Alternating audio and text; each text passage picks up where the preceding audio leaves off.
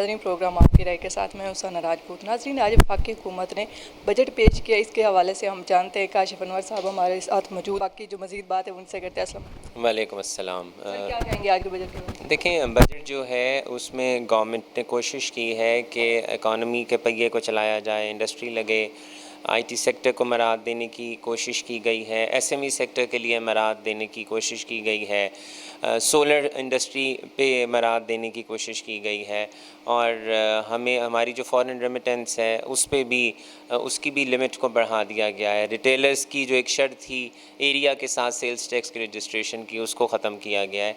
लेकिन बात ये करने वाली है कि जो 2000 अरब रुपए का नया जो एडिशनल टैक्स है वो पूरा हो जाएगा और उसका इम्पेक्ट किसके ऊपर आएगा।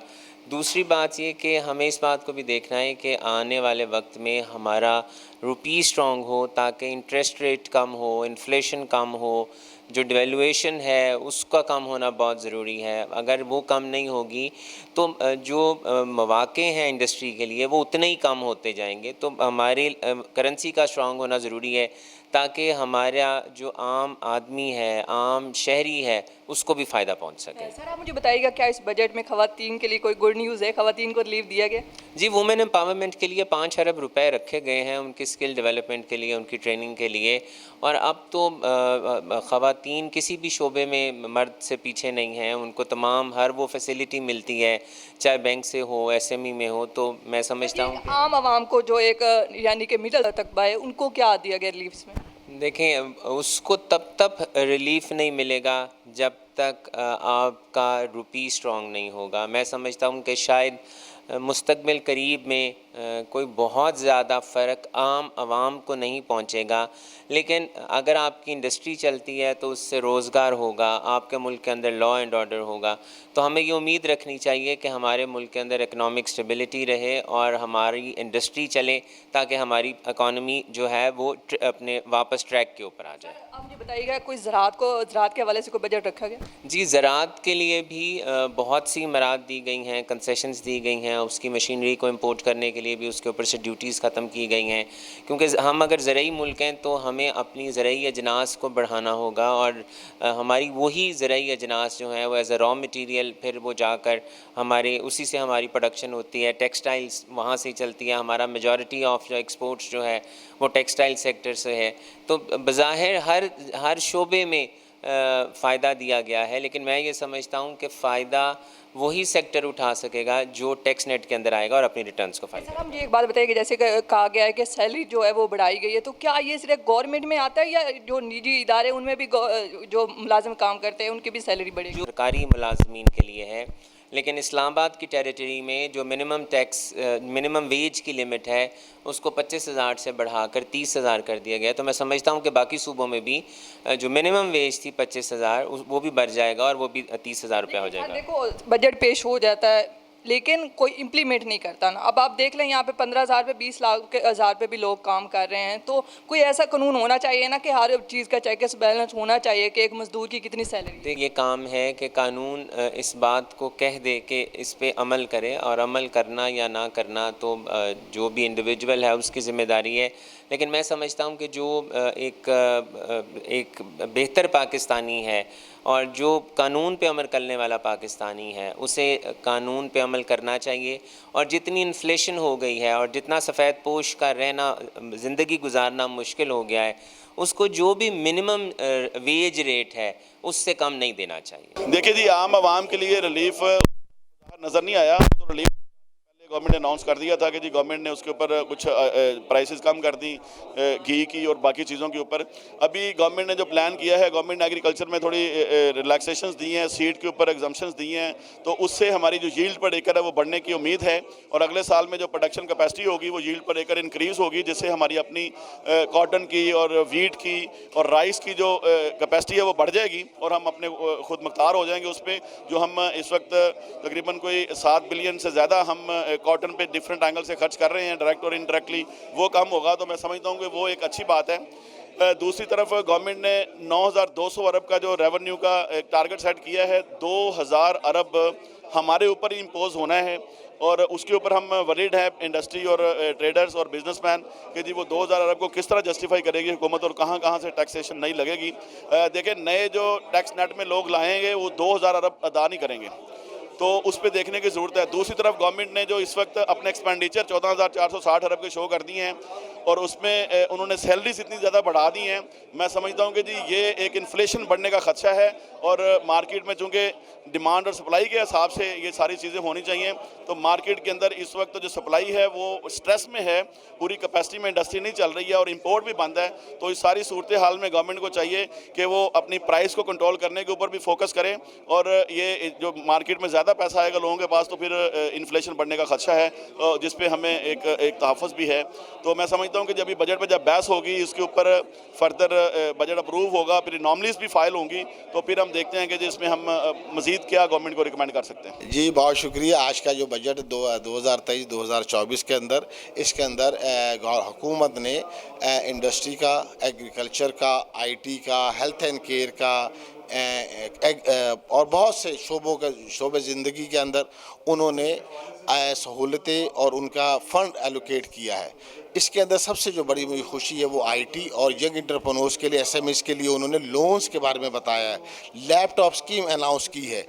इसके साथ साथ मैं एक और बात करना चाहता हूँ कि ये जो 2000 अरब रुपए का नए टैक्स लगाए हैं ये इतना बड़ा हदफ नहीं है। अगर हम टैक्स बेस को बढ़ा लें, टैक्स नेटवर्क में लोग ले आएँ और जो सहूलतें इन्होंने ओवरसीज़ पाकिस्तानी के लिए गोल्डन कार्ड की मुतारफ़ कराई हैं, अगर ये इस पर इम्प्लीमेंट करवाएं तो ये 22 बिलियन का जो हमारी जो फॉरेन रेमेडीज़ है वो 44 बिलियन हो सकती है।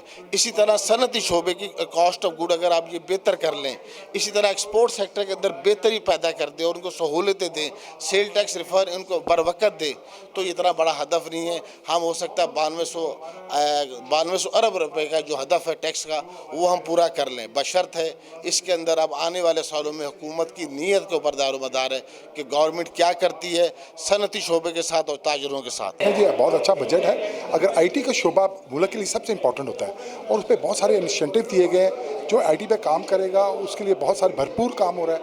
हमारा रिक्वायरमेंट थी कि सोलर सिस्टम को प्रमोट किया जाए, उस पर जिस तरह इंपोर्ट पे कस्टम ड्यूटी ख़त्म हुई है, इन्वर्टर्स पे ख़त्म हुई है, वो बड़ा खुशाइंदा है कि ये चीज़ें क्योंकि बैटरीज बड़ी महंगी हो गई थी, उन पे कस्टम ड्यूटी ख़त्म हुई है, इनके पार्ट्स सब यहाँ आएंगे और यहाँ असेंबल होगा।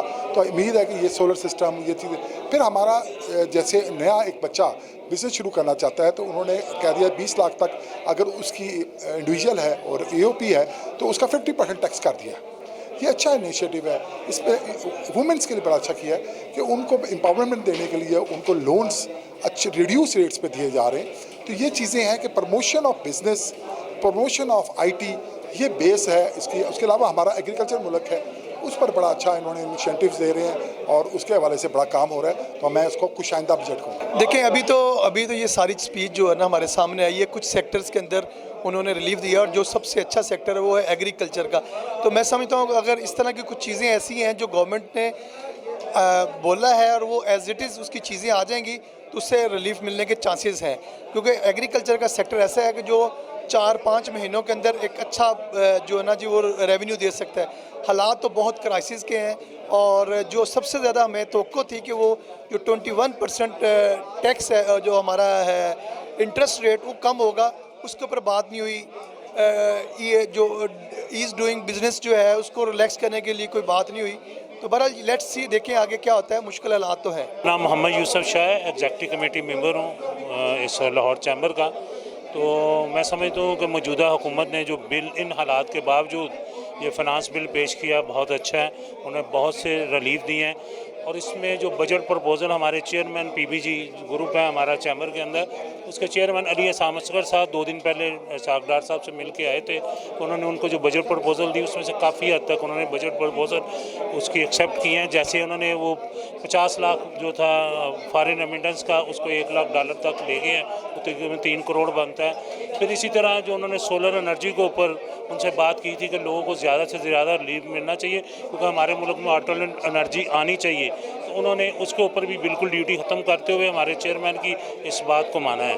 और मैं समझता हूँ पेंशनर्स के लिए, तनख्वाहदार तबके के लिए बहुत सी सहूलतों का गवर्नमेंट ने ऐलान किया है और ये एक अच्छा बजट साबित होगा आवाम के लिए। आज जो बजट पेश हुआ है, जो पाकिस्तान के हालात हैं, मेरा ख्याल है कि इससे बेहतर बजट पेश नहीं हो सकता था। और इसमें कुछ 2-3 चीज़ें जो रिलीफ मिला है, वो हमारे पायनियर बिजनेसमैन ग्रुप के जो चेयरमैन हैं वो पूरा वफद लेकर गए थे अली हुसैन असगर साहब वज़ीर ख़जाना के पास, FBR की टीम के पास, और उनको सारा समझाया, उनको जो ताजरों के मसाइल थे उनको बताया। तो उसमें 1-2 चीज़ों में बड़ा अच्छा रिलीफ मिला है। एक तो फॉरेन रेमिटेंस का जो बढ़ा है $1 लाख तक, और TR1 की जो एरिया की रिस्ट्रिक्शन थी वो ख़त्म की है। ये मेरा ख्याल है कि पायनियर बिजनेस ग्रुप की एक बड़ी कामयाबी है, हमारे चेयरमैन की कामयाबी है कि ये रिलीफ ताजरों को मिला। अच्छा बजट है और इस हवाले से देखा जाए फ़िलहाल मतवाज़न है। इसमें IT में जो टैक्सेस को हटाया गया और IT की तरक्की, दुनिया की तरक्की IT के साथ है। इसके अलावा इंडस्ट्री की मशीनरी से इन्होंने टैक्स हटाया, उसका ये है कि कम अज़ कम आपकी इंडस्ट्री को फ़रोग़ मिलेगा। इंडस्ट्रियलाइजेशन हमारी होनी चाहिए क्योंकि हमारे पास फॉरेन रेमिटेंस आने हैं, उसका जो उसको बेनिफिट दिए वो बहुत अच्छे हैं।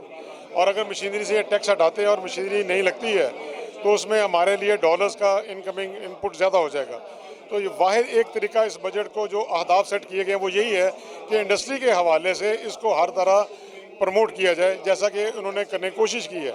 और मेरी विश है कि अगर ये अहदाफ इसी तरह रहे और कोई मिनी बजट ना लाया गया तो ये बजट फ़िलहाल इस हवाले से बहुत अच्छा है। देखिए जी, बजट में तो डार साहब ने सब हरा ही हरा दिखा दिया है, और आम आवाम भी, मुझे तो आम के लिए कुछ नहीं नज़र आया। ये जब तक फाइनेंस बिल नहीं आएगा उस वक्त तक ये पोजीशन क्लियर नहीं होगी। लेकिन 2-3 चीज़ें जो लाहौर चैम्बर ने प्रपोज़ल दी थी, एक तो हमने मुतालबा किया था एमनेस्टी इजरा का। एमनेस्टी इस अंदाज़ में उन्होंने दी है कि जो तारकीन वतन बाहर से पैसे भिजवाते थे उनकी लिमिट उन्होंने बढ़ा दी है। इससे अल्टीमेटली हमारी मुल्क की मईशत के ऊपर फ़र्क पड़ेगा। नंबर 2, जो छोटे ताजरों के ऊपर TR सिस्टम लगाया हुआ था उन्होंने, TR1, उसमें एरिया बाउंडेड जो उन्होंने ख़त्म किया, उससे भी यकीनन ताजर सुकून का सांस लेंगे। नंबर 3 जो बड़ी अहम चीज़ है, क्योंकि मेरा ऑटो पार्ट्स मार्केट से तल्लक है, ऑटो इंडस्ट्री के लिए इस बजट में मुझे कोई लफ्ज़ नहीं नज़र आया। जब फाइनेंस बिल आएगा शायद उसमें कुछ चीज़ नज़र आए, क्योंकि ऑटो इंडस्ट्री बंद हो रही है, SME बंद हो रही है, उसके ऊपर तवज्जो देनी चाहिए। इतने मुश्किल हालात में इतना अच्छा बजट पेश करना ये मौजूदा वज़ीर ख़ज़ाना का बहुत बड़ा कारनामा है। इसमें बहुत से शोबों को पहली मरतबा इतना ज़्यादा रिलीफ दिया गया है। मज़दूर की तनख्वाह 30,000 कर दी है, कम अज़ कम उसकी ज़िंदगी आसान हो जाएगी। सरकारी मुलाजमीन 1 से लेकर 16 स्केल तक उन्होंने 35% इजाफा कर दिया है। 17 से लेकर 22 स्केल तक 30% इजाफा किया है। ज़राअत के शोबे में इन्होंने रिलीफ दिया गया है, 5 अरब रुपए रखे हैं। जो ज़राअत के लिए मशीनरी यूज़ होती है वो उस इंपोर्ट ड्यूटी 0% कर दी है। सनतों के लिए 1% भी टैक्स नहीं लगाया गया, जो सनतकार के लिए बहुत बड़ी खुशखबरी की बात है। अब आज हर शोबे में रिलीफ दिया गया। ओवरऑल देखा जाए तो इस मुश्किल हालात का ये बहुत अच्छा बजट है। जी तो नाज़रीन, जैसे कि आप जानते हैं कि आज 2023 और 24 का बजट पेश किया गया, जो कि वफाकी हुकूमत ने पेश किया है। अपने ताजरान और जो यहाँ पे मेरे कानून थी उनकी राय सुनने में ये आ रहा है, वो ये कह रहे हैं कि जो वफाकी हुकूमत है वो हमें सब्ज़ बाग दिखा रही है। क्या ये बजट मंजूर हो तो गया, लेकिन इस पर क्या अमल भी हो पाएगा कि नहीं हो पाएगा। इसी के साथ मुझे इजाज़त दिए और देखते रहिए DMH न्यूज़।